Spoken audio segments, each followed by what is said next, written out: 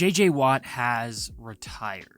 After a very successful 12-year career, 3 Defensive Player of the Year honors, and 5 times as an All-Pro and Pro Bowler, it's over. J.J. Watt is going to go down as one of the greatest defensive players in NFL history, is a surefire Hall of Famer, and is overall just an amazing human being, and has left his lasting impact on the game and others forever. J.J. Watt was born in Milwaukee, Wisconsin on March 22nd, 1989. He is the oldest of 3. The other 2, T.J. Watt and Derek Watt, both play for the Steelers. J.J. Watt grew up playing hockey and lettered in basketball, baseball, and track and field, in addition to football at Milwaukee High School. His senior year, Watt was named All-State as a defensive end and tight end after he recorded 400 yards and 5 touchdowns. Watt was considered only a 2-star recruit coming out of high school. He had official visits to Colorado and Minnesota, but chose to play at Central Michigan under Butch Jones, who was the head coach, and he went on to be the head coach at Cincinnati, Tennessee, and currently Arkansas State. J.J. Watt was led to believe that he was going to play tight end, but his coaches suggested he play offensive tackle. He only caught 8 passes for 77 yards in his time at Central Michigan. Watt decided to give up his scholarship to walk on at Wisconsin. He redshirted in 2008 and was actually Wisconsin's Scout Team Player of the Year. The following season, Watt played in 13 games at defensive end. He finished the year with 44 tackles, 4.5 sacks, 15.5 tackles for loss, and 5 passes defended. Watt was great as a redshirt junior for the Badgers. He recorded 42 tackles, 7 sacks, 21 tackles for loss, 1 interception,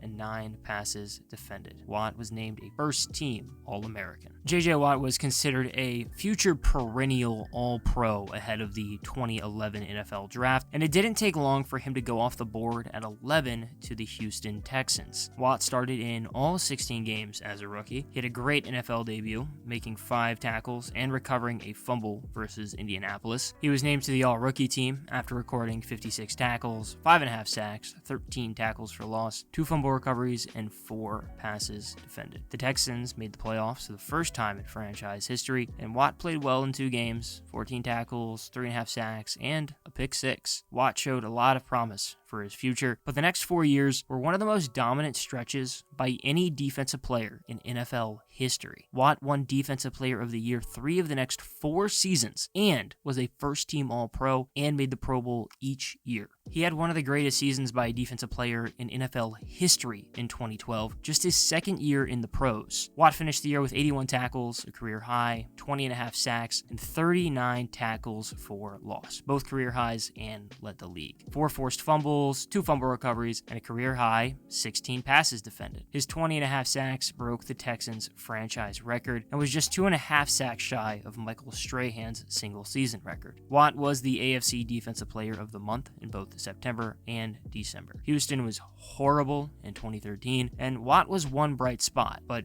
even he had a down year compared to what we became accustomed to. He had 80 tackles, 10.5 sacks, and 22 tackles for loss, 4 forced fumbles, 2 fumble recoveries, and 7 passes defended. Ahead of the 2014 season, Watt signed a 6-year, $100 million extension, making him the highest paid non-quarterback based on average annual salary. Watt actually scored a touchdown from scrimmage early in the year against the Raiders, entering the game as a tight end and catching a 1-yard pass for the score. He scored his second touchdown of the year off of a pick 6, and returned it 80 yards to the house in a game versus the Bills, where he actually hit E.J. Manuel 9 times, was flagged for roughing the passer, and was fined $16,000 for one of those incidents. Watt was the AFC Defensive Player of the Week, and ultimately the AFC Defensive Player of the Month in September. He had a strip sack touchdown in Week 5 off of Andrew Luck. He had quite the stats versus the Browns on November 16th, 5 tackles, a sack, a forced fumble, a fumble recovery, and a 2-yard receiving touchdown. It was actually Ryan Mallett's first career touchdown pass. He caught another touchdown later in the month from Ryan Fitzpatrick, making him the first defensive lineman to score at least 5 touchdowns in a season since 1944. In Week 17, Watt sacked Blake Bortles for his first career safety and to become the only player in NFL history with 2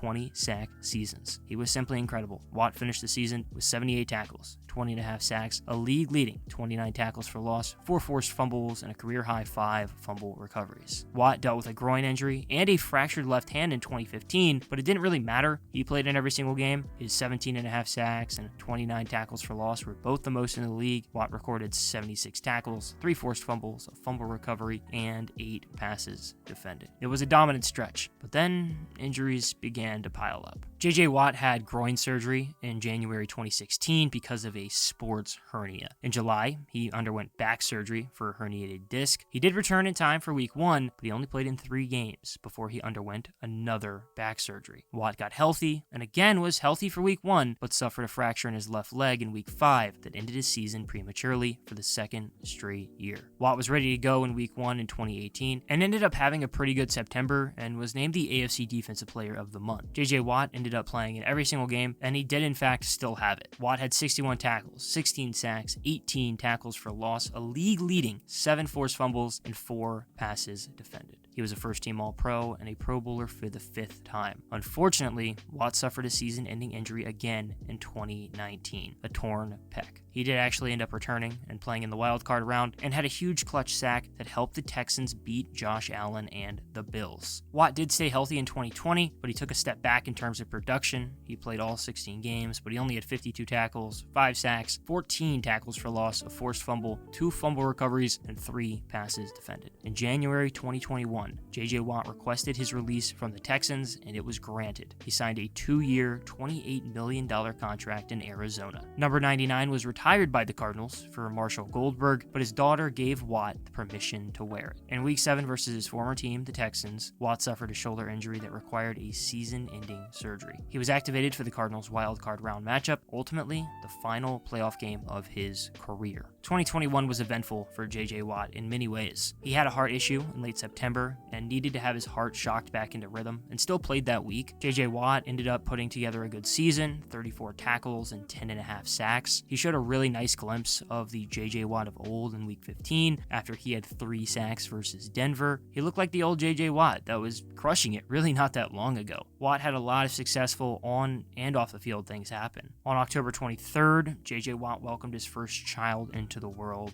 Koa. On December 27th, Watt announced that it was Koa's first ever home game, and it was going to be his last ever home game, retiring from the league. J.J. Watt finished his 12-year career with 581 tackles and 112.5 sacks. Watt also recorded 31 tackles and 6 sacks in 9 postseason games. He holds Houston Texans' career records in sacks, forced fumbles, and fumble recoveries. Watt was a first-team All-Pro and Pro Bowler 5 times, a 3-time Defensive Player of the Year, MVP runner-up in 2014, and appeared on the NFL Top 100 Players list 8 times, as high as first in 2015. J.J. Watt has had so much success on the field, but he's made just as much, if not more, of an impact off the field. Watt was the 2017 Walter Payton Man of the Year. J.J. Watt was an incredible player on the field and is one of the best to ever play on the defensive side of the ball, but he's also just such an amazing human. He was a great player and a great person, and he'll be missed out on the field every